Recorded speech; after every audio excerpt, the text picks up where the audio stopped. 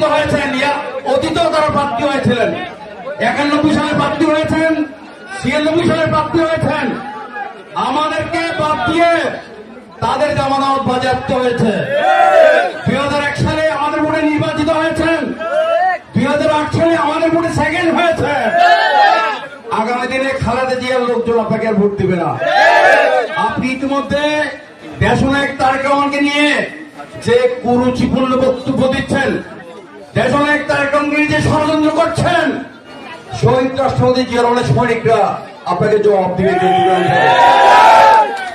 শহীদ রাষ্ট্রপতি জিয়া রহমানের দল বাংলাদেশ জাতীয়তাবাদী দল 1978 সালে আপনাদেরকে রাজনীতি করার সুযোগ দিয়েছিল।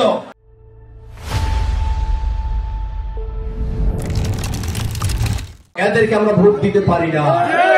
এরা ধর্মের কথা বলে, বেহেশতের সার্টিফিকেট বিক্রি করে। এদের থেকে সাবধান হবেন। আজকে যিনি সভাপতি নির্বাচিত হয়েছেন, এই দেশের অর্থনীতির মুক্তি শহীদ রাষ্ট্রপতি জিয়ার হাতে হয়েছে।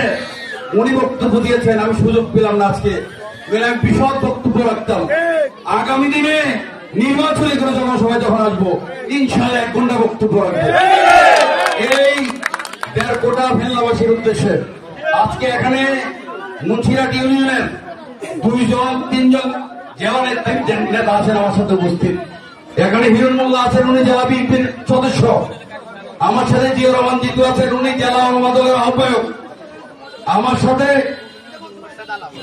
খুরশেদ আলম আছেন, খুরশেদ জেলা যুব দলের যুগ্ম আহ্বায়ক। অনেক জেলা নেতা আছেন এই ওয়ার্ডে, এই ইউনিয়নে। সুতরাং এনাদের নেতৃত্বে আগামী দিনে মুন্সিরহাটের যতগুলো কেন্দ্র আছেন, সকল কেন্দ্র আমরা জিতবো, দানে শক্তি জিতাবো, এই আশা, এই প্রত্যাশা, এই বক্তব্য ব্যক্ত করে আমার আজকে আমি আমার বক্তব্য শেষ করছি। প্রতীকের প্রতি অনেক ষড়যন্ত্র হচ্ছে। বলা হয়ে থাকে যে এই অঞ্চল, আমি বিশ্বাস করি না যদিও বলে, এই অঞ্চল নাকি এদের ভোট।